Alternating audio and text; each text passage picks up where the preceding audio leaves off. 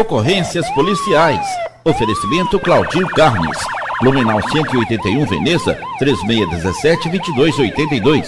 E Rua Belo Horizonte 341 Centro, 3822-2804 e 99220-0277. No seu churrasco, no seu dia a dia, a carne tem que ser gostosa e macia. Então vem pra Açougue do Claudinho. higiene e qualidade nota 1000. Carnes dos melhores frigoríficos do Brasil. Carne bovina, suína, aves e carneiro. Atendemos bem pra atender o ano inteiro. Açougue do Claudinho, Blumenau 181 Veneza, 3617-2282. Belo Horizonte 341 Centro, 3822-2804. Estudante de 18 anos assaltada na rua Judite, no Canaã, em Ipatinga. Vítima transitava em companhia de uma amiga, sendo abordadas por um indivíduo moreno escuro de bicicleta. Aproximou das duas e anunciou o assalto. Somente a jovem de 18 anos entregou o aparelho J5. O ladrão fugiu rumo ao bairro Betânia. Rastreamento da polícia prossegue. 2 bandidos atacaram vítimas de 47 e 53 anos na rua Porto, cruzamento com Tucumã, Betânia. De acordo com as mulheres, elas caminhavam e foram surpreendidas pelos criminosos que se encontravam em bicicletas. Um deles portava uma arma de fogo. Roubaram celulares e R$70. Durante diligências da polícia, um suspeito foi abordado, porém as vítimas não o reconheceram. Na rua Pedro Mafra, centro Coronel Fabriciano, um rapaz de 22 anos acionou a polícia, alegando furto do Monza azul, placas GNV 7875. Segundo a vítima, estacionou o veículo por volta de meia-noite, entrou na residência e ouviu um barulho do lado de fora. Constatou que desconhecido havia saído no carro. Foi montado o plano de cerco e bloqueio da PM e o veículo abordado em Ipatinga de posse de um menor de 14 anos que foi apreendido. O carro removido ao pátio credenciado. Início da noite de ontem, atropelamento com vítima fatal na linha férrea da Vale, no quilômetro 6, Praia Grande, em Nova Era. Segundo o maquinista Renilton Bento, de 46 anos, que mora em Ipatinga, ele conduzia a locomotiva 1257 no comando da composição, que tracionava 168 vagões na linha 1, seguia sentido Vitória a Belo Horizonte, passava debaixo do viaduto da 381 em Nova Era e percebeu o Reginaldo de Oliveira Silva, 38 anos, andando sobre os dormentes de fixação dos trilhos. Ele acionou a buzina e os freios de emergência, todavia a composição não parou de imediato, vindo a colidir contra a vítima, que caminhava de costas para a locomotiva. Provavelmente, Reginaldo de Oliveira não ouviu os sinais sonoros devido a outra composição carregada de minério de ferro que passava na linha 2. Foi feito o acionamento do GAV, o Grupo Voluntário de Resgate de Nova Era, constatando o óbito. Perito Paulo Victor realizou os trabalhos. Constatou que a vítima tinha ferimentos na cabeça, braço esquerdo, costas, ombro, lado esquerdo, corte contuso no pé direito e tíbia. Corpo removido ao Instituto Médico Legal na cidade de João Molevade.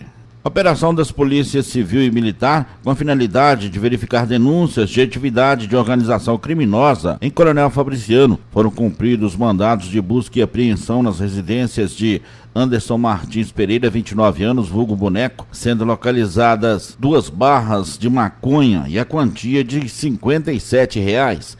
Na rua Apuã 13 Caladão, casa do Bruno Matias de Oliveira, 20 anos, e Matheus Carlos Ferreira, 23. Segundo informações, estariam utilizando a residência como base para a facção criminosa e planejar execuções de crimes como tráfico de drogas e homicídio. Agentes da Polícia Civil e militares cercaram a casa e, durante as buscas do quintal, localizaram uma barra de maconha, um binóculo utilizado na vigilância e monitoramento das viaturas, e no bolso de Bruno Matias a quantia de R$410. Em um dos quartos, 2 relógios.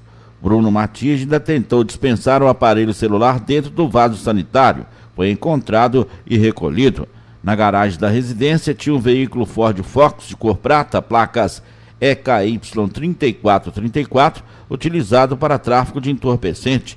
De acordo com a polícia, foi trocado pelo veículo Citroën cinza C3 de cor prata, utilizado no homicídio que vitimou Eduardo Rodrigues da Silva, vulgo Dudu Doidão. O carro foi removido ao pátio pela Polícia Civil. os suspeitos presos com os materiais encaminhados à delegacia. Em Timóteo, cumprindo o mandado de prisão, policiais foram até a rua Manuel Samora, número 88, no Bromélias. Felipe Correia Silva, 24 anos, foi preso por determinação do desembargador Alexandre Vitor de Carvalho em relação a um tráfico de drogas ocorrido no mês de janeiro deste ano. Felipe foi encaminhado à delegacia para as providências da Polícia Civil. Início da noite de ontem, na rua Zacarias Roque, 63, centro de Coronel Fabriciano, por conta de uma rixa antiga, Jailcia Rosa Silva, 24 anos, e a mãe dela, Dulcineia Rosa Januário, de 40, tentaram matar a Lucimar do Carmo, de 41 anos. Consta no boletim de ocorrência que populares ligaram 190 à sala de operações da PM, informando que a mulher esfaqueada se encontrava caída no interior de uma loja. Os militares foram ao local e de imediato acionaram o corpo de bombeiros, que socorreu a vítima até o Hospital José Maria de Moraes, onde foram constatadas 2 perfurações, uma no abdômen, causando exposições de vísceras, e outra na cervical.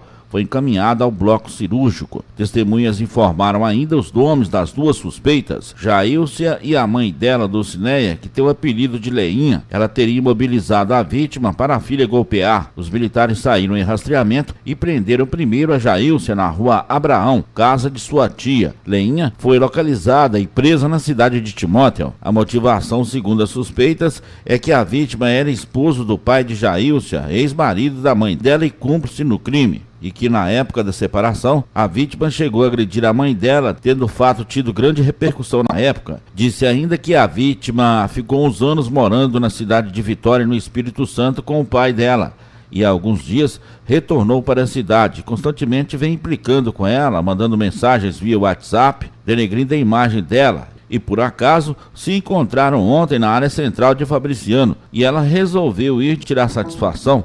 Houve primeiro uma discussão, tendo ela sacado de uma faca e desferindo os golpes, não se recordando a quantidade, apesar da vítima ter dito que a mãe dela segurou para que Jailcia aplicasse os golpes. Ela negou, dizendo que agiu sozinha. Mãe e filha presas e conduzidas até a delegacia com a faca usada no crime. O corpo de Gabriel Xavier, de 20 anos, foi sepultado no final da tarde de ontem. O jovem, que foi vítima de acidente automobilístico no domingo no bairro Cananzinho, faleceu na terça-feira na unidade de terapia intensiva do Hospital Márcio Cunha, onde se encontrava internado. Gabriel trabalhava entregando lanches em uma moto e retornava para o comércio. Ao passar pela Avenida Galileia, em uma parada obrigatória próxima à Igreja Católica, foi atropelado por um carro dirigido por uma mulher que fugiu depois do acidente sem acionar o socorro. Após a morte cerebral, os familiares de Gabriel decidiram doar os órgãos para serem transplantados. Na noite de anteontem, a mulher envolvida se apresentou à polícia acompanhada de seu advogado e prestou depoimento ao delegado Marcelo Castro, titular da Delegacia de Trânsito de Ipatinga.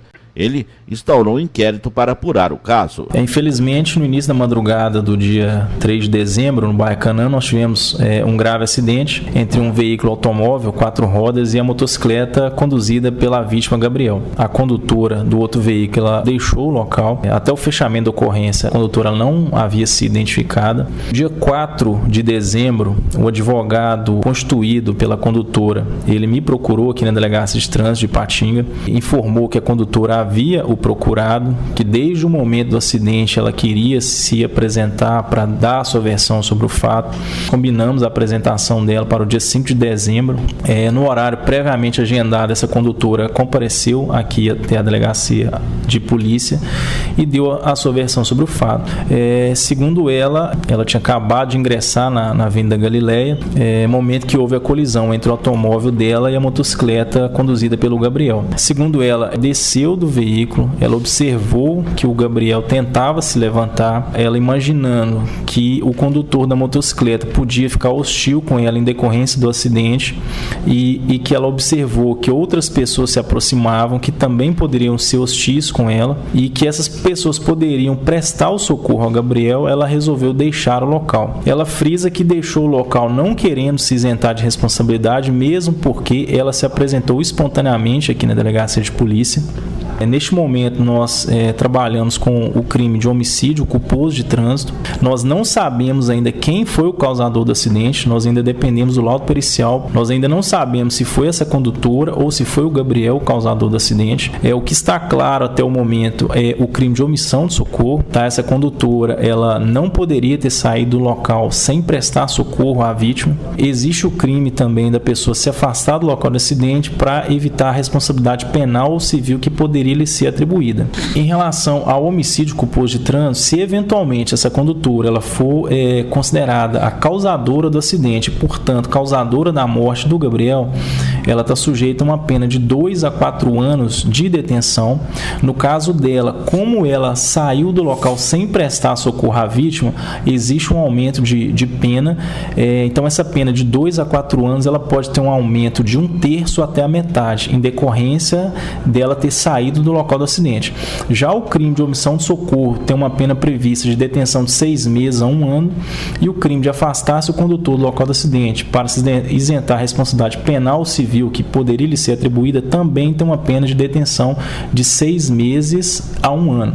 Então nós vamos fazer a juntada de laudo pericial assim que concluído. Nós vamos tentar buscar testemunhas presenciais do fato, nós vamos tentar buscar câmeras de segurança que possam ter captado o momento do acidente.